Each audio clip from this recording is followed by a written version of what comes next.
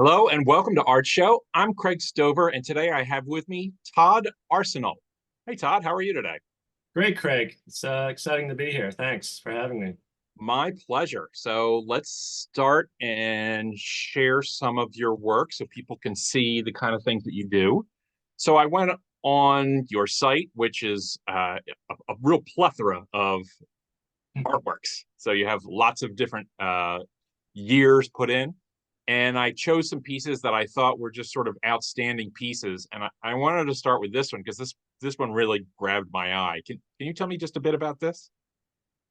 Yeah, I guess I'll start by prefacing a little bit. I feel like a little bit of context kind of helps to understand some of these works, general context. And I think that you know, my recent work in the last decade has really kind of dealt with mining a lot of image culture, right? So, everything from printed matter to things we might see on social media every day. And I think this painting's probably from around 2019. I want to say off the top of my head, and it's this kind of juxtaposition of this figure you might see in kind of science textbook, something in the background that appears to be faintly industrial, and of course this island that might appear to be a sort of oasis. So this figure sort of kind of trapped between these two worlds. Of course we also see the flag, which I think in my work I think about symbols and signifiers, and how that kind of goes towards the narrative. The narratives, obviously, they're not meant to be extremely clear. Sometimes there might seem fairly absurd, fairly abstract, but I really want the viewer to kind of dig in to the work and think about what these associations might mean. That's why I So chose this particular one. It had a storyline in it, but you exactly like you said, you gain traction and then all of a sudden you lose it at the same time because you're not yeah. really sure how these things are supposed to interact together. I love the figure and the washed out flag. They just sort of worked really well together. And on Mhm. on the flip side, I thought this was a standout piece. So this is a little bit earlier, I think. Yeah, this is probably from the series before that painting. So I'd say 2018 probably. I'd kind of forgotten about this painting. It's I think in during this time, this body of work, I was really thinking a lot about almost like a coloring book kind of language, I would Mm-hmm. say. So the the role of the sort of outline plays an important work, that you're always kind of aware of the outline, and then how it's kind of colored in. And sometimes I try to kind of lose that and kind of play with that idea of the sort of the atmosphere, maybe the figure ground kind of thing. But this is kind of like, it's like this child's room on acid kind of thing.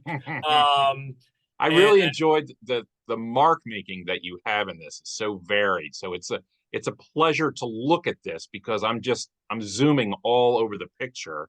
And yeah. this has you don't always do this, but this has something that I find really interesting that the layering in this, I see like especially in the top, I see some uh corrections or changes. So the idea of it is sort of changing and it's like it's kind of coming together, but it's also not. I love how the figure is there, but it's you got to really look for it to see it at first. I didn't even see the figure at first. So I thought that was a real success in the picture that it like had that second life as soon as I saw the figure, then everything sort of changed for me. Yeah. Um, that's really it's a well done picture. I really appreciate this one. I hope you like this as much as I do. No, I love this one, and I love, I think one of the things that I know for myself, and I think of other artists, it's often kind of hard to look back at your work, and I try to do so every so often because it answers a lot of questions, right? That I'm Oh usually yeah. with in the present. So this is one where I think, I mean, I think you really nailed it in a lot of ways in terms of what you recognize. I mean, the fact that you didn't recognize the figure right off the bat is wonderful to hear, right? Because there's always that, I think with my work, I want it to sort of unfold over a longer expanse of time. Like if you look at it right away and get it, it's kind of failed, right? So the idea that you see this kind of jumble of shapes, and then these other sort of, these kind of forms start to, reveal themselves, is really important to me. And it's kind of what I think to me is the thing that really intrigues me about painting and interests me, which is kind of being on that line of abstraction and representation. There's times where my work goes to being basically purely non-objective, and then there's times when I bring objectivity back, or or forms, recognizable forms back. But really, I want it to be right on that line, right, where you're kind of on either side. This is a more recent painting here from my last body of work from last year, I would say. It's a different kind of a mystery. Yeah, You're approaching it in a different way. Yeah, I think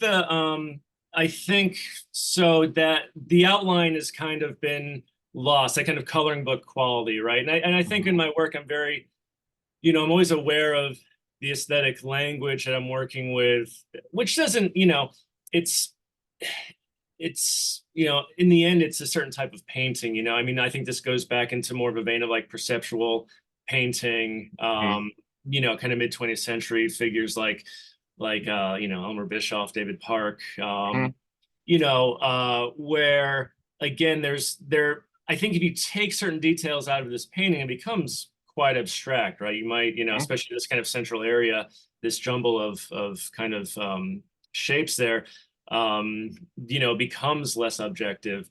But yeah, I mean, I think the paintings in the last few years, I've been working more towards that idea of how you construct a picture, how you construct a narrative, this idea of the canvas as as a stage, right? So what I like about your work is that the newer work, the objects themselves have more clarity, yet they're still just as hard to decipher as the work from a few years back.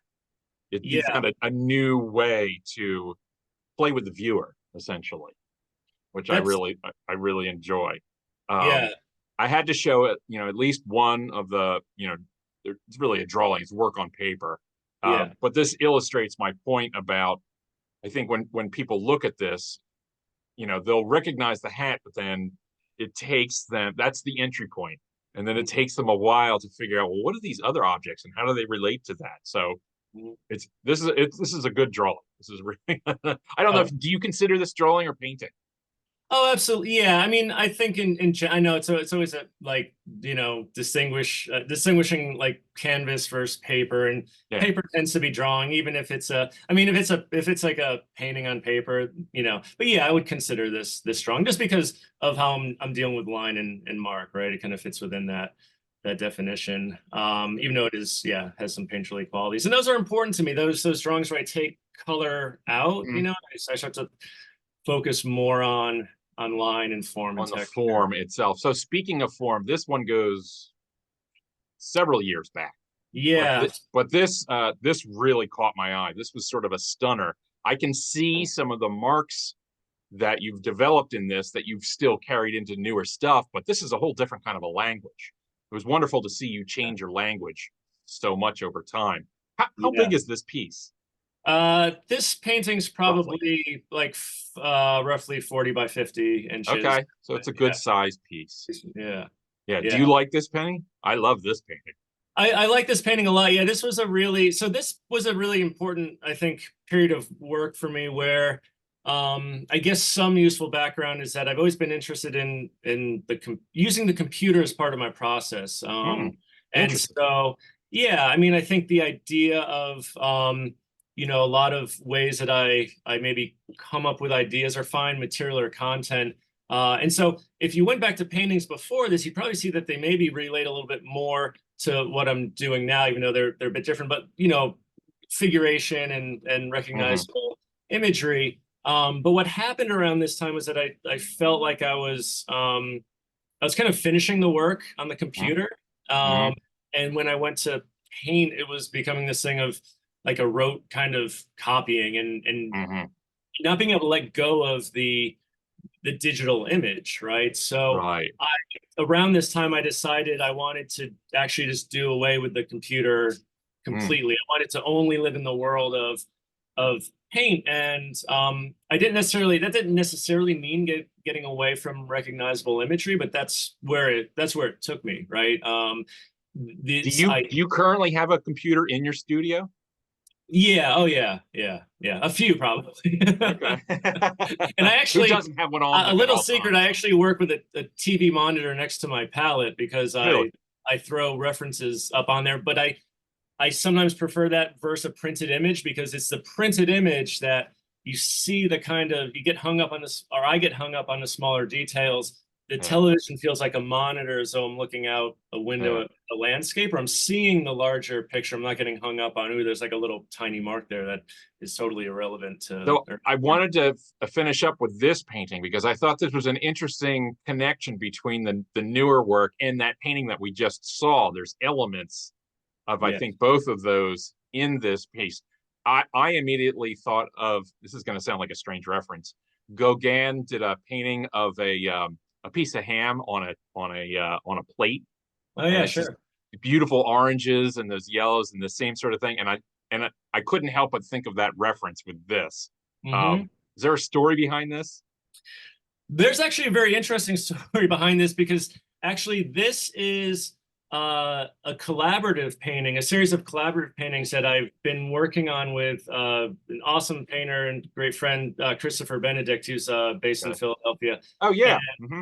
yeah, so we since probably for about a decade now, we've collaborated on a body of work, and we've Mm. probably made close to 100 paintings. This was in a show we had a few years ago in New York that was probably about it was everything we had made to that point, which was about 55 paintings. And Mm. so yeah, I mean the I love this piece, and it's that mystery, right? This idea of like Mm-hmm. this thing that looks it's evocative of something that seems like meat, right? But then Oh there's this yeah. sort of thing that's overlaid on it, this kind of drawing, and the palette is really, I mean, I think I'm always surprised by the color because we each have a slightly different color sensibility, and so it's Yeah. like negotiating. And it's like I look at this palette now, I'm like, yeah, like that's like I want to make a painting with that palette, With that right? color. Do it again. Lift it again. Yeah. Last question on this is, I hope somebody owns this. This currently, I don't know if anyone does. It might be in Okay. that we have a space in Philadelphia where I mean, it's his studio mainly, and Right. I work in there on the collaborative paintings. I go in and work, but yeah, it's probably in there somewhere. Okay. Well, I hope somebody does. So I wanted to start at your sort of beginnings. One of the Yeah. questions I like to ask artists is about their start in the arts. Do you Mhm. remember when you were real young, like a first exposure to art, something that sort of has always stuck with you? Yeah, I mean, I think there are a few things. I mean, I kind of go back to my first visual memory, which is actually one of my first visual memories. I remember my father painting our house, and it was Mm, this real deep kind of rusty sienna, kind of 70s kind of yeah. color. And I was just really fascinated by the color, by the tools, by seeing like when the brushes were washing, the kind of Hmm. pigment run out. And from there, I mean, I think as a child, I was always drawing, and I wasn't like the kid who was really concerned with, I think, making things that were pretty or like inside Mm, the lines kind of hmm. coloring. Well, But I love the idea that it was your paint, that you fell in love with paint to begin with. I think yeah, that says like so much about, yeah, the the materials, because then I would see things on television, like I'd see Bob Ross, of course, couldn't yeah, escape right. Bob in the 80s. And when I saw that there, to that point I'd been using, I worked with watercolor, and then I saw that there's paint in a that you could squeeze out of a tube, like a tube of Right. toothpaste, and it was just like this physical thing, and I was like, oh, I want it. Like I need that, and so Yeah. then I convinced my parents, like get me these paints, and not knowing that they're like, I probably had acrylic for a while, but then I was like, oh, I need oil paint because Bob Ross said that's what you should Yeah. use. And Good old Bob Ross. good old Bob, get the knife, get the fan. I had plenty of fan brushes out in my room. Right. But I was so attracted to the material and the way that the material had an energy that could kind of speak or reach the viewer. When I first discovered painters like Monet and Van Gogh and saw that the work had this physicality to it. It wasn't just this kind of flat, pretty, smooth surface, right? That there was it was charged with an energy that was sort of this coming through the materials. That's when I really just fell in love with the work, and I would just, I'd set up shop in my room.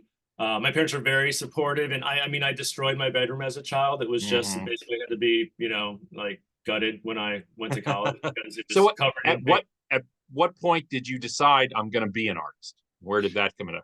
That probably happened in college. I think that it Okay. was really, getting into college and starting to understand what it actually meant. Before, like in high school, I loved art, but I didn't understand what it meant to as Mhm. a career. I thought, well, does it mean I do something practical, like be an architect? Like, I don't think anyone wants to see me try to build a house.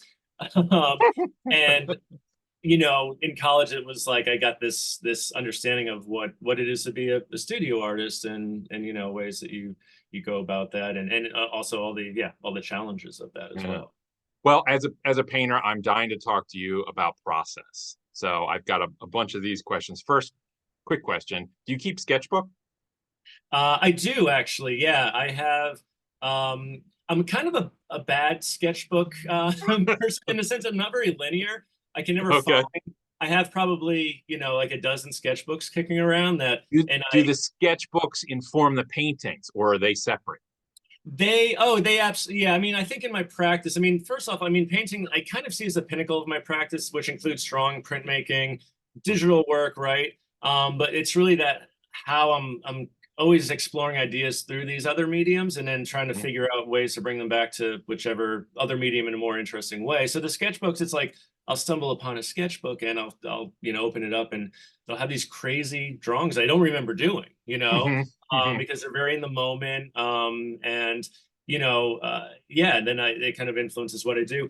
The computer, as I said, is also a sketchbook, right? So I probably make, I mean, I think this past year, I was looking the other day, I probably have like 250, upwards of 300 digital, images, kind of sketches that I've Mhm. made for ideas that I work through, and then I'll take those and I'll use those as a starting point for painting. Being careful not to get so tied to it that I'm just copying it, but letting it kind of provide that place where I want to start.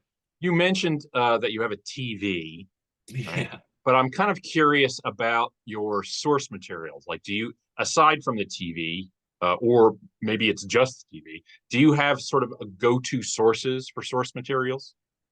I mean, for sources, yeah. I mean, I keep a pretty I have a pretty large archive of I'm always searching, right? So I Okay. love finding oddball images. Hmm. I love like mid 20th century illustration or advertisements You keep a outside. file? Oh yeah, yeah, Yeah. yeah. Okay. I have a large digital file that just kind of folder that just, and I tend to like just organize it by year probably. It's like every Mhm. year start a new folder. So that way I can kind of go back and semi find it because it's not very Uh, organized. But yeah, I pull from those things. I'm horrible like collecting old books, going into you know, antique malls, and I live in the middle of Pennsylvania, so you have all these right. places where you can find all these kind of crazy old things. And I keep those in the studio. Sometimes I take pictures and put them on the computer and play with them, or sometimes I just open up the book and kind of start to find things that I kind of riff on. Are the source materials always do you use them for a spark for making new work, Mhm. or do you have other ways of sparking your creativity? I think that, yeah, I mean, it's an interesting question because you never know where that kind of spark is going to come from, right? Sometimes you feel like you're in a rut and it's like Mhm. know, you come across something and all of a sudden it just opens up a door. Yeah, the light bulb goes on. So, and I try to be very active like that. Like, I'm not someone who generally sits around and says, I don't have an idea, you know, like I get out, yeah, I get out like a pile of books and start leafing through. I get on the computer, and I just start, putting things together until I get to something that I feel like, is this can lead me, can be the start of something. So this is a question that I ask people who make the kind of work that we make. When you create a rule for a picture that you're doing, because that's, whether you're thinking about it or not, do you ever break that rule midway through, or are you the kind of person that goes all the way through it with those rules? Oh, it's always, I mean, and that's a great way to think about, we are always, I think, making these rules, like whether, as you're saying, whether we recognize it or not. And I think in the process, I'm always looking for that thing that I'm pushing against, so the rule can certainly give you traction. It can start to take you in a certain direction, but if you're not questioning, if the rule, if you're just simply following and not questioning, I mean, certainly sometimes the rule can lead you to the right place, but I rarely find that, right? There's always that point where I say, okay, I need to kind of go against this. I need to figure out, where's the tension in this thing? And it's too, I always question those things when they're too easy, maybe sometimes, right.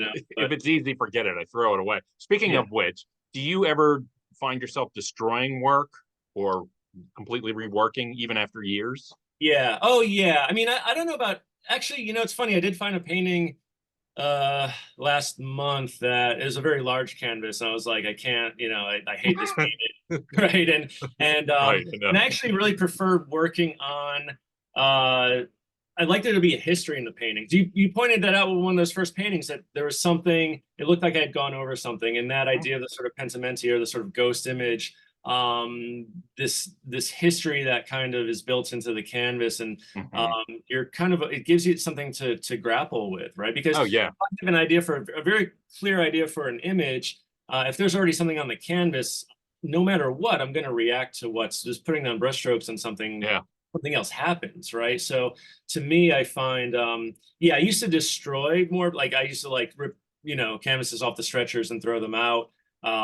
Scary, very scary one time when I was living in New York City, I did that, and I rolled up a bunch of canvases, put them in a dumpster, and I saw some guys when I was leaving my city pulling them out, and I was like, oh God, who knows what's gonna, like things I hate, right? I should have cut them up or whatever. So, but don't you do the same thing if you find a canvas?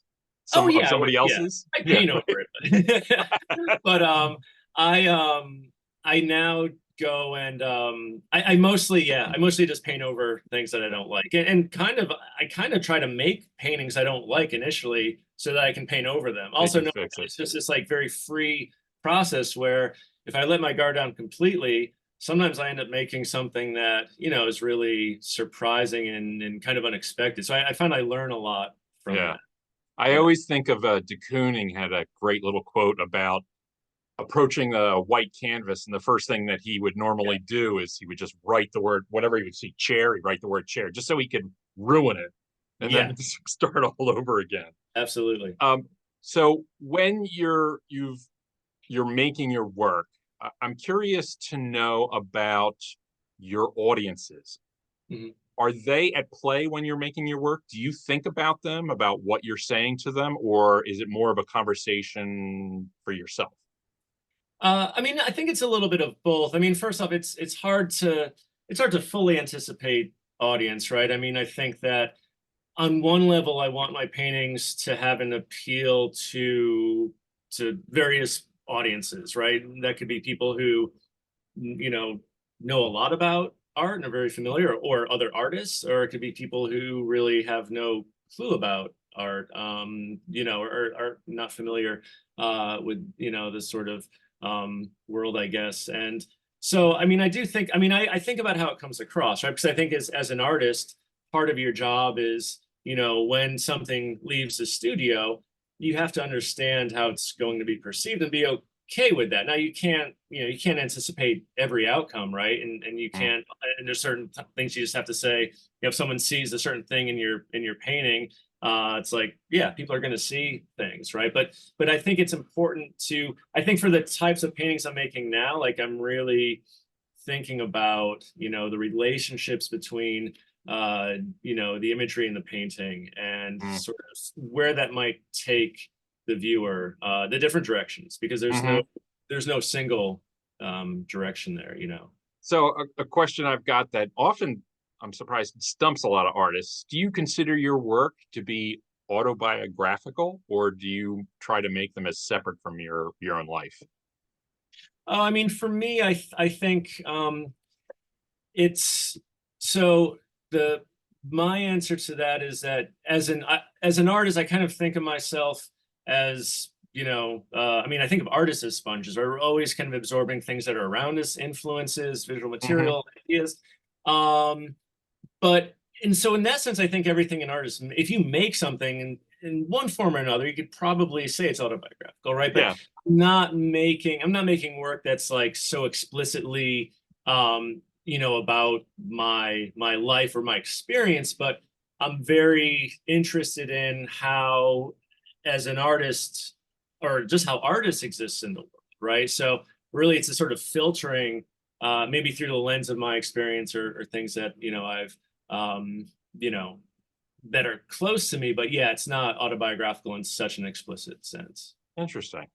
Time for just two more questions. One Yeah. is just a real quickie. So some of your works have a dreamlike quality to them. Have you ever incorporated dreaming within your work? So that's I here and there, not, I mean, I think that there's a strong connection, and I think that the fact that you recognize that's important, because I do tend to have fairly specific and lucid dreams.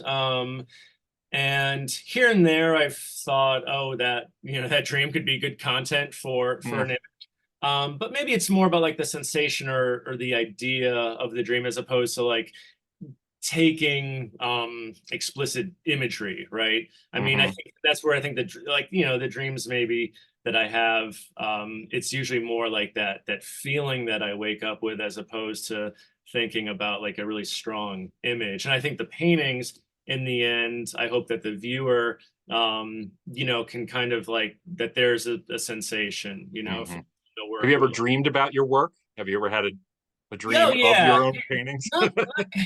Not not often, but yeah, no, there are paintings that, I mean, I think all artists have work that kind of haunts them, right? And like you Yeah. can't get it out of your head, and it's only natural that there have been nights where, yeah, like I'm having a dream, and like the painting pops in, and it's like the thing that you're like just can't get away from, I, even in your sleep. I interviewed an artist a while ago and I asked her that. She's like, "Yeah, I dream about paintings, my own paintings, and then I'll make those paintings, and then I'll dream about them again, and they morph." It was Oh, it's an crazy dream. interesting cycle, So, yeah. time for last question. Yeah. Simple one. What does making art do for you? That's like the pinnacle of all questions, right? I mean, I think for me it's a very uh I might have answered that question differently 20 years ago than I would today. I mean, it's very existential at this point. And I think for me it's really partially it's a way of understanding the world, right? It's a way of, I think, engaging with the world, and engaging with a sort of community of other artists, right? Even if I don't know them, there's a sort of language out there, and there's a commonality.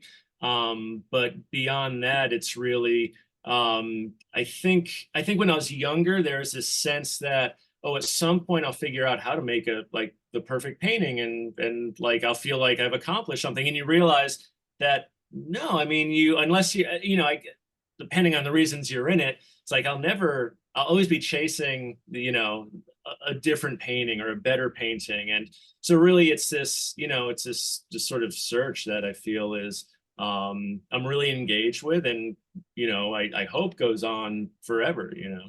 Perfect. Well, Todd, I can't thank you enough for coming by today and talking with me. I really appreciate it. It really helped put clarity for myself into your work. Now I got to go back and look again. And I also want to thank everybody who tuned in to watch Art Show today. We love your support. Your likes and your subscribes really help push us forward. And if you have any questions, you can put them in the comments section. If we can't answer them, we'll pass them along to Todd. So again, thank you for watching. And again, Todd, thank you very much. I really Thanks for having appreciate me, Craig. It's a lot of fun. it. Take care.